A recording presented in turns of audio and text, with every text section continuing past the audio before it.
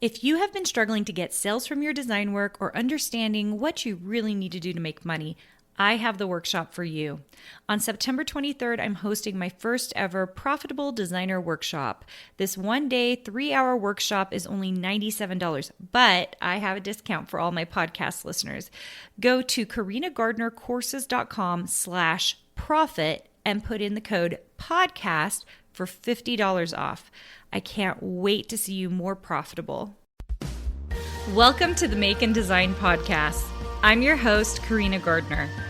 On this podcast, we're unraveling the everyday joys and dilemmas of design, making, and business.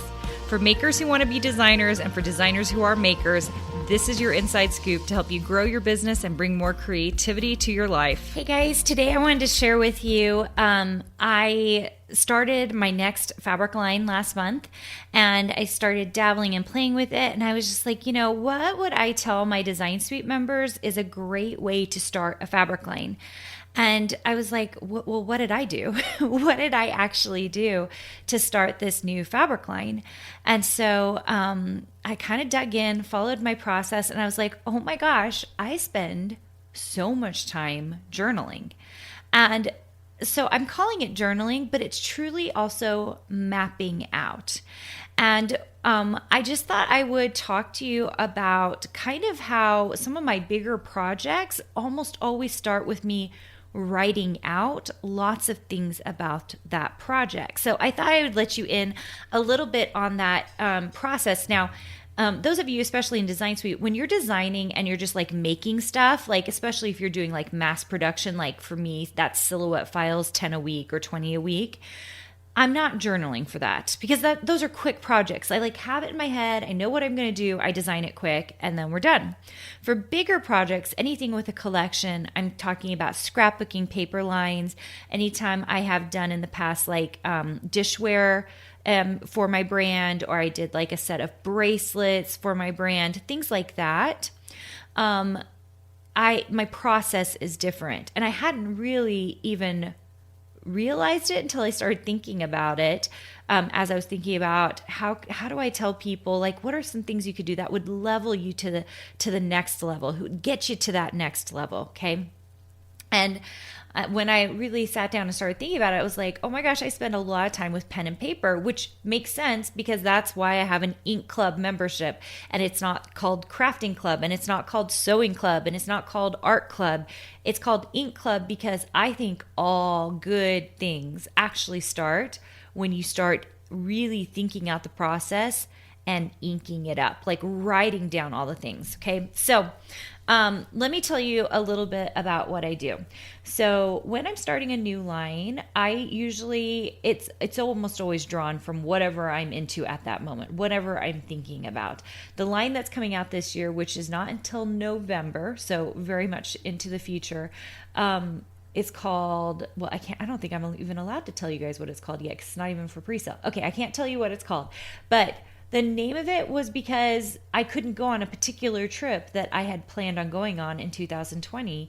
And it was just in my head. And I was thinking about all these heirloom items and flea markets and vintage stores. And it kept coming back to me. So for this particular line that I'm working on right now, I started journaling about like, what would I like to see in my Christmas stuff? I'm working on a Christmas line, which, by the way, it's a fabric line, which means my next line might not be a Christmas line.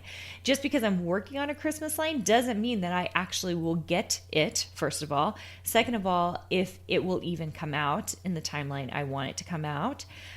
So anyway, I'll just tell you that much though. It's a Christmas line. So I started thinking about the fact that I've done almost every kind of line you can have, but I don't have a Christmas line. And so I was like, you know what? It's time for me to sit down and really think about what I would do for a Christmas line. How would the style show? What would I like to see? What would I use with my kids? And I start writing all those things down. Because once again, if you've been to my boot camp, you know, your avatar should be yourself. You should be thinking about what you like, and your dream clients will also like the stuff that you are producing. Okay. So I started doing that. I journaled that. Then when I finished with that, which is usually just quick, like I'm just writing notes, there's terrible grammar. It's just like I'm just scribbling, right? And then I usually then map it out, and I do these weird little sketches that nobody would understand but me, but I'll just like scribble, like I want something here and I want something here. Is it going to be blocked off? Is it going to be tight? Is the collection going to be light? Like, for like spread out, what's the negative space going to be like? And I start mapping out all of those things. I'm just like scribbling. Okay. So I do little tiny sketches, and usually it's almost always on lined paper, you guys. So it's a hot mess, and I'm the only one who understands it. And then I write out like the master is going to look like this. The secondary is going to look like this.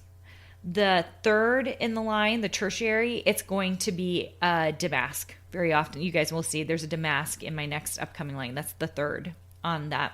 And then usually the last three are blenders, but I'm thinking about negative space. I'm thinking about how tight they are. I'm thinking about the scale of them. I'm thinking whether we need a stripe or not. Sometimes I like it, sometimes I don't. So really mapping out. So it's like the journaling piece and then the mapping out piece. Now, how much, like when I finish that line, does my final line look like what I initially mapped out? Usually not very much, you guys, but it's a place to get started because I'm thinking about the full collection. Because I am thinking about that full collection, I treat it differently than a one-off project. In a one-off project, I can design and then I'm just done and I feel good about it. But what happens when you have a project where there's multiple pieces involved, whether it's a fabric collection, a scrapbooking collection, or it's like a dishware line where all the pieces have to connect and relate, you've got to think about those differently. There are a lot more edits, a lot more revisions because I'm always pulling pieces out that don't work and putting new pieces in and then changing all the colors.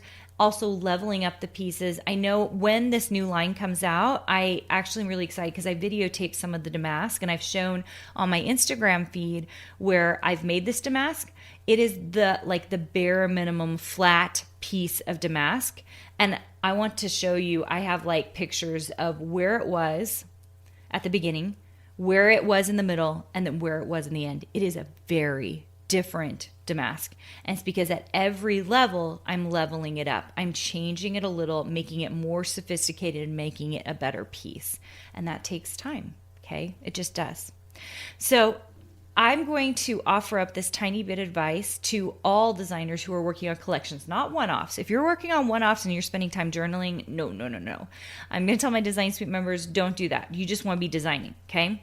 But when you start working on collections, bigger pieces or bigger projects, journaling can really level you up in a way that I hadn't really thought before is part of my process because it gives me the clarity I need to build that collection correctly and quickly once I actually go to the sketch pad or the iPad or straight to my computer in some cases, okay? Hopefully that helps you guys a little bit. And hopefully you will like my next fabric line, which I think I can start talking about and showing you guys, I'm hoping by this summer, because it comes out in November of next year. And then I will try to give you some sneak peeks on the Carina Gardner feed, if I haven't already, of the fabric line I'm currently working on. So that hopefully is really fun for you. If you have a chance, I would love it if you left us a review for this podcast. This always helps a podcast, but it really helps me. And if you are enjoying the content, it allows me to keep coming out with, right now we do 3 episodes a week. I don't know if we'll do that forever or if we'll just move to 1 episode, but right now 3 episodes a week is what I like to give you because it's just these snippets of how I'm designing, why I'm designing, and what you can do to level up your design work too. So if you could leave me a review, that would be amazing. It would really help me continue to get visibility in this podcast. All right. Thanks so much for joining me, you guys, and I will talk to you soon. Hey, did you know that you can visit me at makeanddesign.com to learn more about this podcast and join my VIP group for weekly freebies? I can't wait to see you there.